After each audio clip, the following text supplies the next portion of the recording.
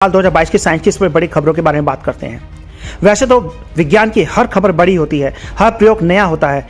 Innovation समाज को कुछ दे जाता है, जिसमें अंतरिक्ष है, पृथ्वी है, समुद्र भी है और आपदाएं भी। तकनीकी विकास है तो रोबोट्स भी हैं। तो चलिए शुरुआत करते हैं ऐसी खबर से जो हम इंसानों यानी होमो सैपियंस का भविष्य तय करेंगी। कौन सी महिला मां बनेगी, कौन सा पुरुष पिता बनेगा, यह खबर वह तय करेगा, यानी सिंथेटिक भ्रूण, सिंथेटिक एम्ब्रियो की खबर से।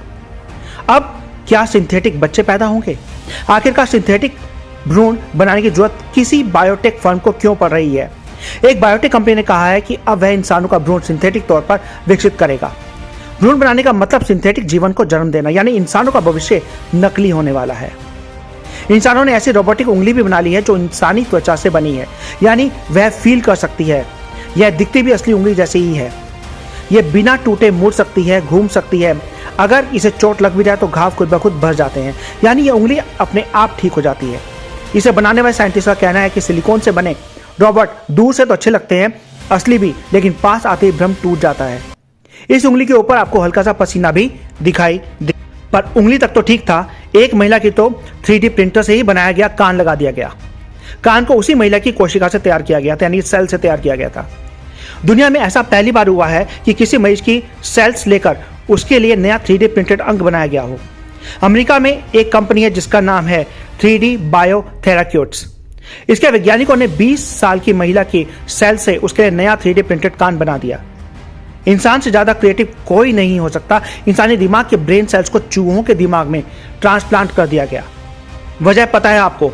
न्यूरो डेवलपमेंट डिसऑर्डर की गहराई से समझने और कई मानसिक विकारों का इलाज खोजने के लिए वैज्ञानिकों ने यह शोध किया है। इस शोध में जैसे जैसे चूहे बड़े हुए, मानव न्यूरॉन्स ने चूहों के दिमाग में काम करना शुरू कर दिया और कई ब्रेन सर्किट बनाए ताकि मानव मस्तिष्क को समझ सके, उनकी दिक्कतों को सुलझा सके। खैर, ये तो बात हो गई कि ऐसे बायो साइंटिफिक इनोवेशन की। इस साल भारत में कई बेहतरीन साइंटिफिक काम में लगे हुए हैं। पहले भारत में हुई बड़ी साइंटिफिक घटनाओं के बारे में जानते हैं। इनमें से ज्यादातर स्पेस साइंस से जुड़ी हुई हैं। पहली खबर श्रद्धांजलि की है। इसरो ने मंगलयान मिशन का अंत हो चुका है। 8 साल 8 दिन के बाद इस शानदार अंतरिक्ष मिशन का ईंधन यानी कि फ्यूल और बैटरी खत्म हो चुकी है। अब भारत के मंगलयान से किसी तरीके की कोई खबर नहीं आएगी। मिशन सिर्फ 6 महीने के लिए भेजा गया था, लेकिन इसने लगातार 8 सालों तक बेहतरीन काम किया। इसरो ने 4 साल बाद देश का सबसे भारी रॉकेट LVM-3 लॉन्च किया था। लॉन्चिंग श्रीहरिकोटा स्थित सतीश धवन स्पेस सेंटर से हुई थी। यह रॉकेट अपनी बड़ी सी नाक में ब्रिटिश कंपनी का सैटेलाइट भी ले गया था। इस बार की लॉन्चिंग काफी महत्वपूर्ण थी क्योंकि इससे पहले इस रॉकेट से 2019 में लॉन्चिंग हुई थी। इस रॉकेट में 36 सैटेलाइट स्पेस में भेजे गए थे और सिर्फ इतना ही नहीं, इसरो ने इस साल एक जरूरी सैटेलाइट ओशियनसैट 3 को भी लॉन्च किया था, जिसमें भूटान के लिए खास रिमोट सेंसिंग सैटेलाइट था। इसके अलावा 7 निजी नैनो सैटेलाइट भी थे। सबसे बड़ी खबर यह कि देश में पहली बार किसी निजी कंपनी ने अपना रॉकेट लॉन्च किया। देश में निजी स्पेस उड़ानों का प्रारंभ हो चुका है। पहला निजी रॉकेट विक्रम S श्रीहरिकोटा से सफलतापूर्वक लॉन्च हो गया। भविष्य में इसरो इन रॉकेटों की मदद से ज्यादा सैटेलाइट लॉन्च कर पाएगा, यानी अब भारत में ही एलोन मस्क की कंपनी स्पेसएक्स की तरह निजी रॉकेट उड़ान भरेंगे।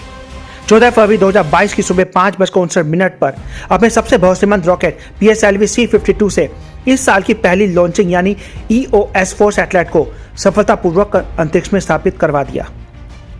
अब जब अंतरिक्ष की बात हो रही है तो बाकी देशों के मिशन को कैसे भूल सकते हैं? इस साल 3 बड़े अंतरिक्ष मिशन पूरे किए गए। पहला था जेम्स वेब स्पेस टेलीस्कोप यानी कि JWST, दूसरा डार्ट मिशन और तीसरा आर्टेमिस 1 मून मिशन की launching. James Webb space telescope की लॉन्चिंग पिछले साल 25 दिसंबर 2021 को की गई थी, लेकिन वह 1 महीने बाद अपने सही स्थान पर पहुंचा था। करीब 40 दिन बाद उसने ऐसी तस्वीरें भेजना शुरू कर दिया जिसने पूरी दुनिया की आंखें खोल दी। यहां तक तो ठीक था, नासा ने पूरा का पूरा स्पेसक्राफ्ट ले जाकर एस्टेरॉयड से टकरा दिया। डार्ट मिशन डिडीमोस एस्टेरॉयड के चंद्रमा डाइमॉर्फोस से टकराया।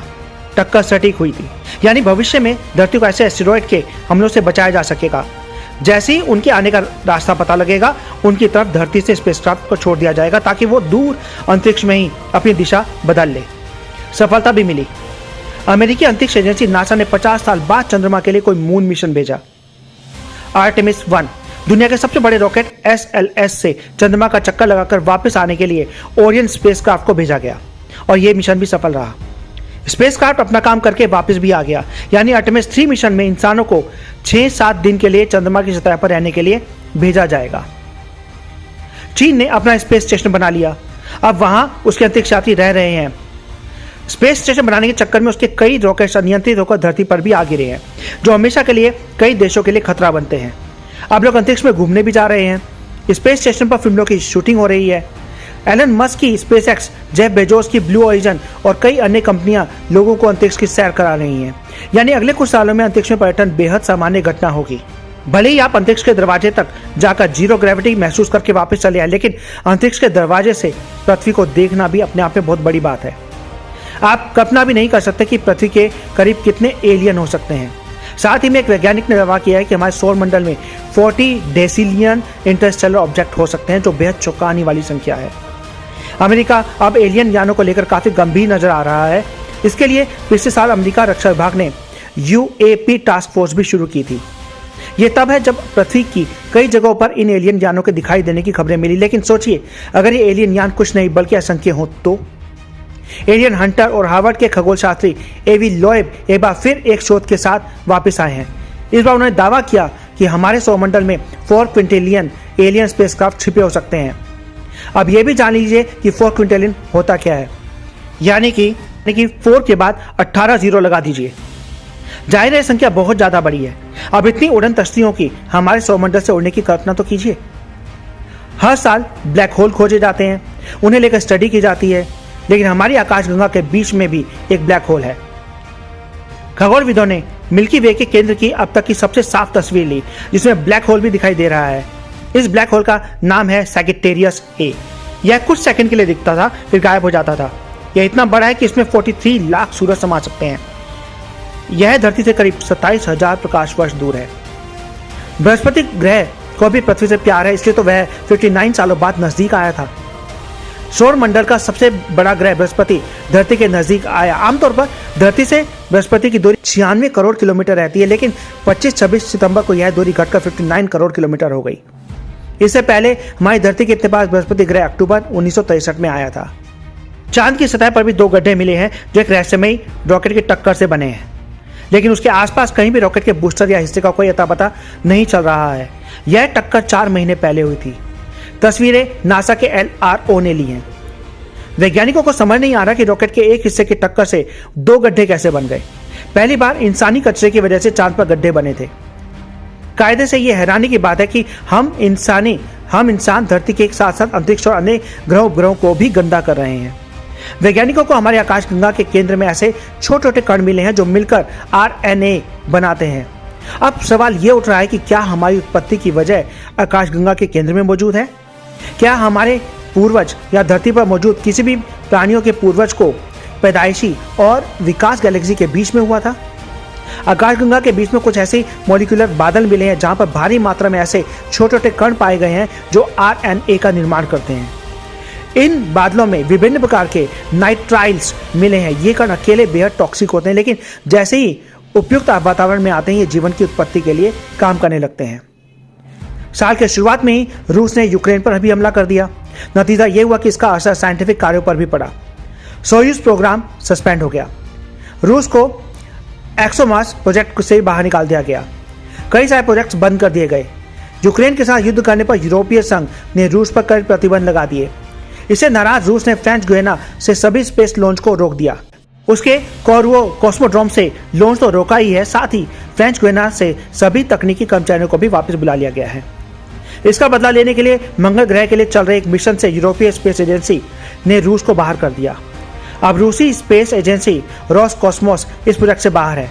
यह मिशन करीब 8,433 करोड़ रुपए का था, लेकिन हर जगह दुख की खबरें नहीं आती, कुछ अच्छी खबर भी आती हैं। साल के अंत नजदीक आते आते नोबेल पुरस्कारों की घोषणा भी हुई। हमारी अपनी आकाशगंगा से धरती पर कुछ विचित्र सिग्नल आ रहे हैं, वो बेहद कम समय के लिए, यानी कुछ मिलीसेकंड्स के लिए।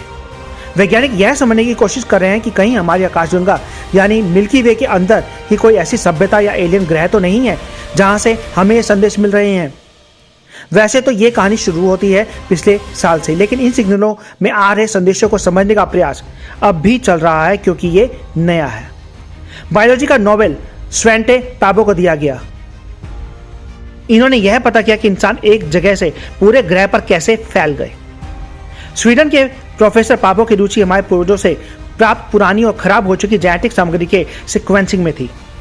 कई लोगों ने सोचा कि यह एक असंभव चुनौती है, लेकिन पाबो ने पहली बार 40,000 साल पुराने हड्डी के टुकड़े से डीएनए सीक्वेंस किया। इससे मानव विकास के कई सवालों के जवाब हमें मिले। साल 2022 का फिजिक्स का नोबेल 3 फिजिसिस्ट को दिया गया। ये है एलन एक्सपेक्ट, जॉन क्लोजर और एंटन जेलिंगर। तीनों ने क्वांटम इंटेंजलमेंट पर अलग अलग प्रयोग किए हैं। भविष्य में इनकी मदद से बड़े बड़े super duper fast quantum computer बनाए जा सकते हैं। क्वांटम संचार तक हो सकता है, यह भी अंतरिक्ष में एक ग्रह से दूसरे ग्रह पर बिना किसी बाधा के। ऊर्जा बढ़ाई जा सकती है, अंतरिक्ष से ऊर्जा ली और लाई जा सकती है। साथ ही 100 GB के डेटा कंप्रेस करके 1 GB के मेमोरी कार्ड में रख सकते हैं। क्वांटम इंटेंजलमेंट का सबसे बड़ा फायदा भविष्य में वो है टेलीपोर्टेशन। 1 सेकंड में दिल्ली से न्यूयॉर्क तक आप बिना किसी ट्रेन, प्लेन, जेट, बस से पहुंच जाएंगे। केमिस्ट्री का नोबेल पुरस्कार जिस तकनीक को मिला है वह कैंसर का इलाज कर सकती है, डीएनए में बदलाव कर सकती है, प्लास्टिक कचरे से निजात दिला सकती है और आपके घर को सुरक्षित भी बना सकती है। शॉर्ट सर्किट में लगने वाले आग से बचा सकती है, यानी आपके जीवन की हर समस्या का समाधान कर सकती है। इस साल धरती ने भी बहुत डराया। प्राकृतिक आपदाओं का साल था, लेकिन कुछ घटनाओं ने हैरान कर दिया, वैज्ञानिकों को सोचने के लिए मजबूर कर दिया। जैसे पाकिस्तान की बाढ़, टोंगा ज्वालामुखी का फटना, इंडोनेशिया का भूकंप, न्यूजीलैंड के पास दक्षिण प्रशांत महासागर में इतना भयानक ज्वालामुखी विस्फोट हुआ कि धरती के चारों तरफ हवा के दबाव की एक लहर यानी शॉकवेव 2 बार दौड़ गई। ज्वालामुखी से शुरू हुई शॉकवेव उत्तरी अफ्रीका में जाकर खत्म हुई और फिर वहां से वापस उठी तो ज्वालामुखी तक आ गई। जैसे तालाब में कंकड़ फेंकने से लहर उठती है, इस ज्वालामुखी का नाम है टोंगा। इसके धमाके की आवाज 2300 किलोमीटर दूर तक स्पष्ट सुनाई थी, यानी दिल्ली से चेन्नई तक की दूरी। सिर्फ इतना ही नहीं, शॉकवेव की वजह से 4 फीट ऊंची लहरों की सुनामी आई, जिससे काफी नुकसान हुआ। इस साल यूरोप का कोई हिस्सा ऐसा नहीं बचा था तो भयानक गर्मी की चपेट में ना रहा हो। बढ़ते तापमान से फ्रांस, ग्रीस के जंगलों में भयानक आग लग गई। ग्रेटर ब्रिटेन में घर जल रहे थे। स्पेन और पोर्टुगल में तापमान संबंधी दिक्कतों की वजह से 1000 से ज्यादा लोगों की मौत हो चुकी थी। टेम्परेचर 40 डिग्री सेल्सियस तक पहुंच गया था। यूरोप बर्फ की तरह पिघल रहा था और सही मायनों में पूरे यूरोप ने पहली बार क्लाइमेट इमरजेंसी देखी थी। इस साल मध्य जून में पाकिस्तान लगातार भीग रहा था भयानक मानसूनी बारिश से। पाकिस्तान की राष्ट्रीय आपदा प्रबंधन प्राधिकरण ने कहा था कि 3.3 करोड़ से ज्यादा लोग प्रभावित थे। 10 लाख घर क्षतिग्रस्त हो चुके थे। पाकिस्तान का 1/3 हिस्सा पानी में डूब चुका था। अब बात करते हैं इंडोनेशिया के भूकंपों की। सबसे ज्यादा ज्वालामुखी वाला देश भयानक भूकंप से परेशान हुआ। 270 लोग मारे गए थे, सैकड़ों लोग लापता हो गए थे। हालांकि इंडोनेशिया में भूकंप, ज्वालामुखी और सुनामी तीनों का खतरा हमेशा बना रहता है। साल 2015 से लेकर इस साल तक दुनिया का टेम्परेचर बहुत तेजी से बढ़ा और इसका सबसे ज्यादा नुकसान भारत, पाकिस्तान और बांग्लादेश को भुगतना पड़ रहा है। इस बात का खुलासा विश्व मौसम विज्ञान संगठन यानी कि WMO ने किया। उनकी रिपोर्ट में इन तीनों देशों के लिए भयानक आपदाओं वाले भविष्य की आशंका जताई गई है। जलवायु परिवर्तन का असर की वजह से पक्षियों की एक प्रजाति विलुप्त होने की कगार पर आ पहुंची है। दक्षिण अफ्रीका के पीली चोंच वाले हॉर्नबिल 2027 के बाद नजर ही नहीं आएंगे। सिर्फ इतना ही नहीं, पिछले 200 सालों में पेड़ पौधों की 800 प्रजातियां नष्ट हो चुकी हैं। ऐसे ही न जाने कितने जीव दुनिया से हर साल खत्म होते जा रहे हैं। अब जब क्लाइमेट चेंज की बात हो रही है तो हम आर्कटिक या अंटार्कटिका या दुनिया के ग्लेशियरों की हालत कैसे भूल सकते हैं। वो भी तो ग्लोबल वार्मिंग की वजह से पिघलते जा रहे हैं। जलवायु परिवर्तन से हमारी पृथ्वी पूरी तरीके से प्रभावित हो रही है।